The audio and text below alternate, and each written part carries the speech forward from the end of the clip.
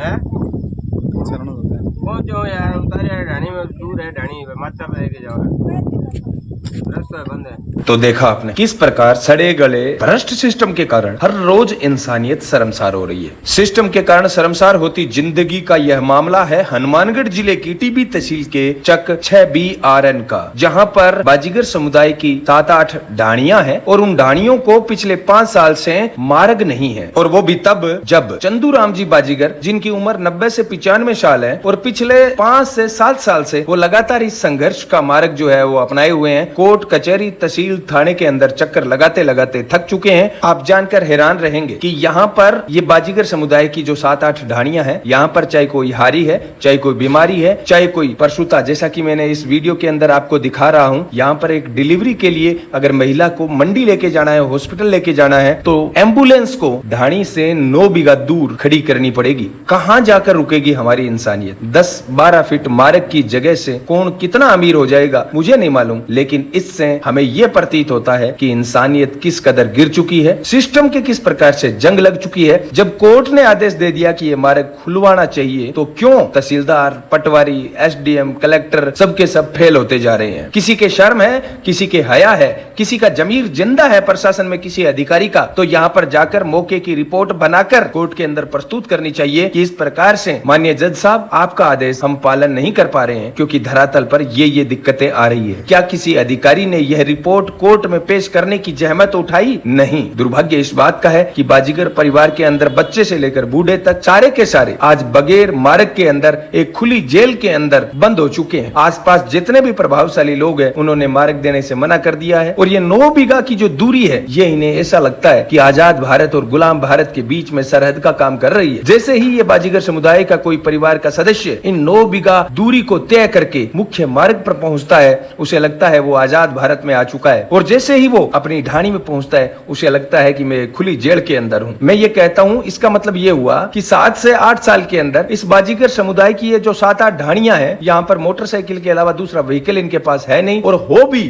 तो वो घर किस प्रकार से लाए? आप बताओ, मार्ग ही नहीं है यार। इसका मतलब क्या हुआ? इसका मतलब ये हुआ कि पटवारी ने अपनी जॉब है वो ईमानदारी से नहीं की, तहसीलदार ने अपनी जॉब ईमानदारी से नहीं की, उपखंड अधिकारी ने अपनी जॉब ईमानदारी से नहीं की, और यहाँ तक कि जिला कलेक्टर ने भी इस मामले को संवेदनशीलता के साथ नहीं देखा। मैं आप सब भाइयों से इतना ही कहना चाहता हूँ, मार्गों के विवाद बहुत आ रहे हैं मेरे पास। हिंजरासर मार्ग विवाद का जब वीडियो हमने चढ़ाया, लड़ाई हमने लड़ी, गिरदावर को हमने APO करवाया, उसके बाद में बहुत सारे लोगों को उम्मीद बंधी है हमसे। लेकिन एक बात बताइए, मैं एक सामान्य परिवार से आपका भाई हूँ। आज कोई टीबी तहसील से आता है, कोई रावतसर, नौर, भादरा, अनूपगढ़, घरसाना, पदमपुर, मार्गों के विवाद, चाहे बैंकों के शोषण के विवाद, चाहे बिजली बोर्ड की दादागिरी के विवाद, ये सारे विवाद मेरे पास जब आते हैं, मैं एक ही बात उनसे पूछता हूँ, कोई जिंदा जमीर का नेता बचा है या नहीं बचा है? वहाँ पर कांग्रेस BJP है या नहीं है? वहाँ पर कोई चुनाव होते भी हैं या नहीं है? वहाँ पर हिंदुस्तान की सरकार है या नहीं है? कैसे आज आम जनता अपने हक और अधिकार के लिए दर दर भटकने को मोहताज है? ये जो चंदू राम जी बाजीगर है, जिनकी उम्र 90-95 साल हो चुकी है, मुझे लगता है कि उन्होंने ये ठान लिया कि अब मेरी जिंदगी कम से कम इस खुली जेल के अंदर ही गुजरेगी। उस बुजुर्ग आदमी पर क्या बीत रही हो, जिस बुजुर्ग आदमी के सामने उसके पोते खेल रहे हैं, उसकी बहुएं हैं घरों के अंदर, और आज एक परसुता को वहां पर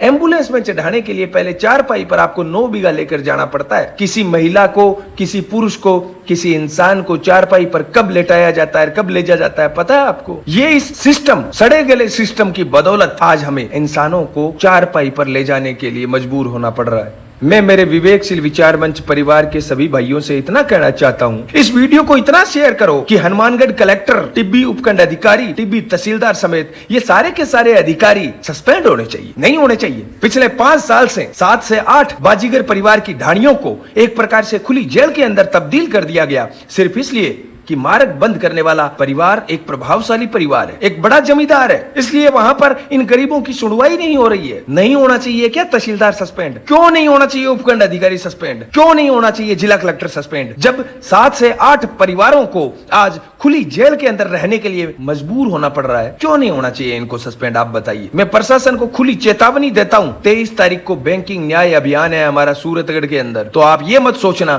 कि मैं 23 तारीख तक निकल नहीं सकता। अगर कल शाम तक इस ढाणी का मार्ग नहीं खुलता है तो परसों की सुबह टीबी उपखंड अधिकारी के आगे ये सारे के सारे परिवार के सदस्य, महिलाओं, बच्चों, बूढ़ों समेत हम धरने पर बैठेंगे। देखते हैं किस उपखंड अधिकारी में कितनी ताकत है कि इस परिवार को मार्ग ना दे। मैं देखता हूं वो कितने प्रभावशाली लोग हैं जो मार्ग रोक के बैठे हैं, बावजूद इसके कि कोर्ट का आदेश है। इस लोकतांत्रिक देश के अंदर न्यायालय से ऊपर तो कुछ है ही नहीं। न्यायालय के आदेशों की इस प्रकार से धज्जियां उड़ाई जा रही है, उसके बावजूद वहां पर पटवारी भी सर्विस कर रहा है, तहसीलदार, उपखंड अधिकारी, कलेक्टर सब सामान्य गति से अपना जीवन यापन कर रहे हैं। हमें इंसानियत का पैरोकार होना पड़ेगा। हमें इस लोकतांत्रिक देश के अंदर आजाद नागरिक की भूमिका के अंदर लड़ना पड़ेगा, आपको और हमको, वरना एक हरि बेनीवाल कुछ नहीं कर सकता। मैं कहां जा सकता हूं? आपको सबको जागरूक नागरिक की भूमिका के अंदर अपने हक और अधिकार के रक्षक खुद बनना पड़ेगा।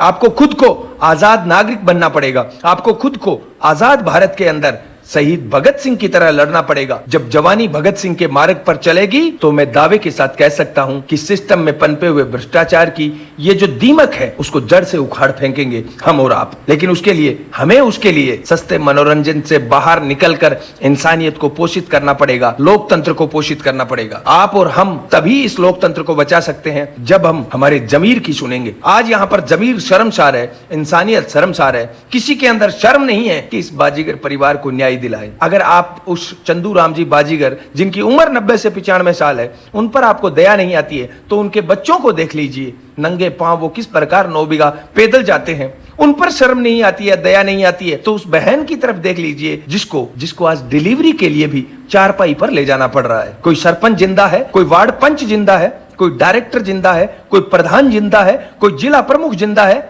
कोई जिंदा है क्या? विधायक समेत कोई नेता जिंदा है तो इस परिवार की सहायता करे, नहीं तो कल का दिन प्रशासन का, परसों टीबी उपखंड अधिकारी के सामने हरि बेनीवाल पहुंच रहा है। और इस परिवार को जब तक न्याय नहीं मिल जाएगा मैं टीबी उपखंड अधिकारी के आगे ही धरने पर बैठा मिलूंगा आपको। देखते हैं इस प्रशासन के अंदर कितनी जिद्द है। अगर आप सब भाई विवेकशील विचार मंच परिवार की इस बात से सहमत हैं, आप सभी भाई इस वीडियो को ज्यादा से ज्यादा शेयर करें ताकि यह मामला उच्च अधिकारियों तक पहुंचे और जिन लोगों ने भी इसके अंदर दादागिरी की है, कोर्ट के आदेशों को अवहेलना की है, उन सबको सजा मिले और इस परिवार को न्याय मिले। इतना शेयर करो इस वीडियो को। आपका भाई हरि बेनीवाल, धन्यवाद। जय किसान।